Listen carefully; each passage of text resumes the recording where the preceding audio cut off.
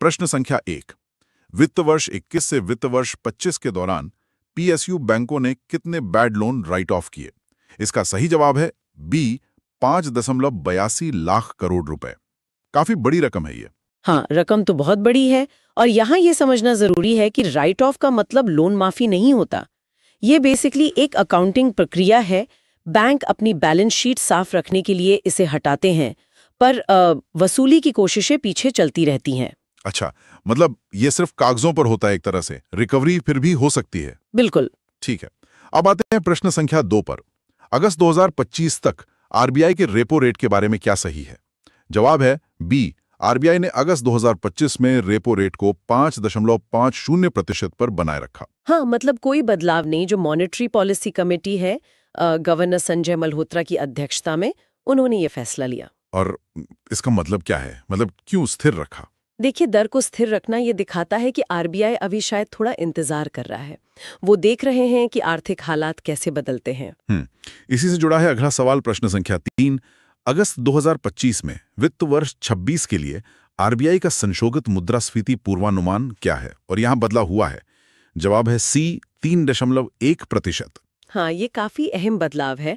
पहले उनका अनुमान 3.7% था, अब घटाकर 3.1% कर दिया है। इसकी वजह? वो कह रहे हैं कि मॉनसून अच्छा रहा है और सप्लाई साइड पर जो कदम उठाए गए वो भी असरदार रहे हैं। अच्छा, तो महंगाई कम रहने की उम्मीद है? हाँ, उनके अनुमान के मुताबिक तो यही लगता है। ठीक है, अगला सवाल नंबर 4। हाल के आरबीआई डेटा के अनुसार Q1 2025-26 में लिस्टेड निजी गैर वित्तीय कंपनियों की बिक्री की वृद्धि दर क्या थी? इसका जवाब है बी 5.5%। हाँ, और ये पिछले साल इसी क्वार्टर में 6.9% थी, तो मतलब थोड़ी धीमी हुई है ग्रोथ इस सेक्टर में। ओके। प्रश्न 5। हाल ही में त्योहारी सीजन ऑफर के तहत किस बैंक ने कार लोन की दरें घटाकर 8.15% कर दिए हैं? यह है बी बैंक ऑफ बड़ौदा। हाँ, बैंक ऑफ बड़ौदा ने ये ऑफर निकाला है। उन्होंने प्रॉपर्टी पर लोन की दरें भी घटाई है, 9.15% कर दिए हैं।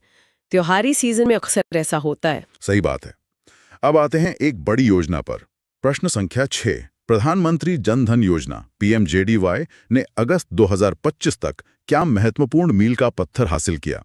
जवाब है बी 56 करोड़ खाते खोले गए। 56 करोड़, ये बहुत बड़ा आंकड़ा है। 11 सालों में इतने खाते और करीब $30.59 बिलियन की जमा राशि।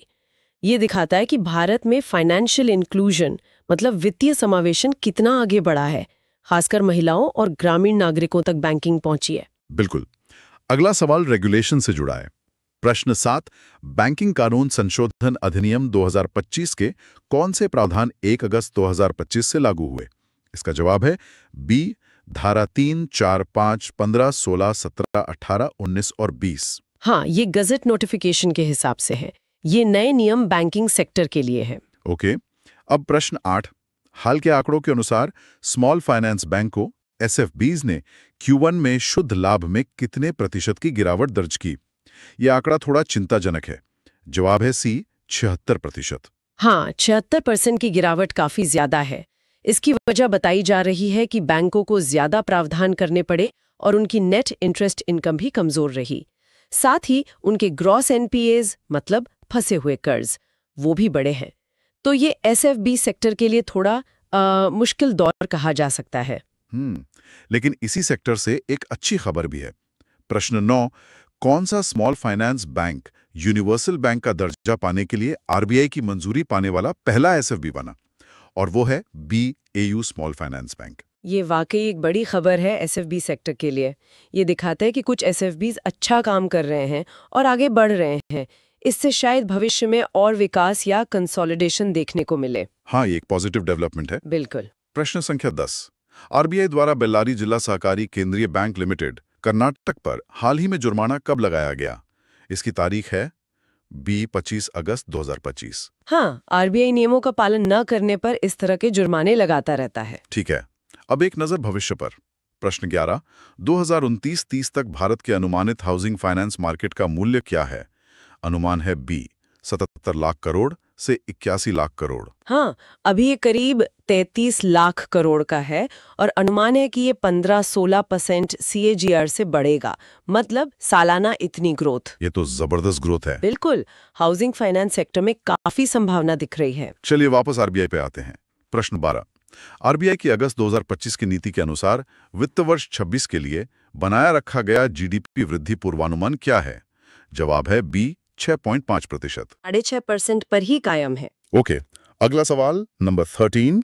अगस्त 2025 में बॉब वर्ल्ड ऐप के माध्यम से ग्लोबल यूपीआई सेवाएं शुरू करने वाली संस्था कौन सी है? ये फिर से बैंक ऑफ बड़ौदा है। जवाब सी। हाँ, तो bank of Baroda digital payment में भी आगे बढ़ रहा है। ग्लोबल यूपीआई एक अहम कदम है। ठीक है। प्रश्न 14। अगस्त 2025 तक आरबीआई का वर्तमान नीतिगत रुख क्या है? जवाब है बी तटस्थ, न्यूट्रल। हाँ, न्यूट्रल रुख। इसका मतलब है कि आरबीआई अभी ये नहीं कह रहा कि वो आगे दरें बढ़ाएगा या घटाएगा। वो दोनों तरफ जाने के लिए तैयार है, जैसी भी आर्थिक स्थिति बनेगी। अच्छा, मतलब दरवाजे दोनों तरफ खुले रखें। बिल्कुल। और अब आखिरी सवाल नंबर 15। आरबीआई अवकाश कैलेंडर 2025 के अनुसार 30 अगस्त 2025 को बैंकों की स्थिति क्या थी? जवाब है सी। बैंक खुले हैं क्योंकि यह महीने का 5वां शनिवार है। हाँ, ये याद रखना जरूरी है कि बैंक सिर्फ दूसरे और चौथे शनिवार को बंद रहते हैं, 5वें पर खुले होते हैं। सही।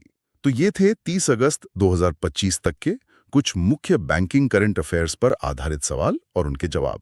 हाँ, हमने काफी कुछ कवर किया। रेपो रेट, महंगाई, बैंकों का प्रदर्शन, सरकारी योजनाएं, रेगुलेशन। बिल्कुल।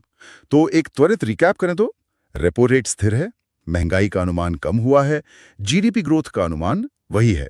पीएमजेडीवाई ने 56 करोड़ खातों का आंकड़ा पार किया, जो बहुत बड़ी बात है। एसएफबीज के लिए थोड़ा मिला जुला माहौल है। जहां एयू बैंक आगे बढ़ा, वहीं सेक्टर में प्रॉफिट कम हुआ और हाउसिंग फाइनेंस मार्केट में अच्छी ग्रोथ की उम्मीद है। इन सभी बिंदुओं को देखते हुए, चाहे वो ब्याज दरें हों या रेगुलेटरी बदलाव या फिर बाजार के रुझान, एक सोचने वाली बात ये निकलती है कि आने वाले समय में लोगों का बैंकिंग के साथ व्यक्तिगत जुड़ाव या उनकी अपनी फाइनेंशियल स्ट्रैटेजी कैसे बदल सकती हैं। ये वाकई सोचने के लिए एक दिलचस्प सवाल है कि ये सारे बदलाव आम आदमी के फैसलों पर कैसे असर डालेंगे। खैर, आज के लिए बस इतना ही। नमस्कार, आज की चर्चा में आपका स्वागत है। हम देख रहे हैं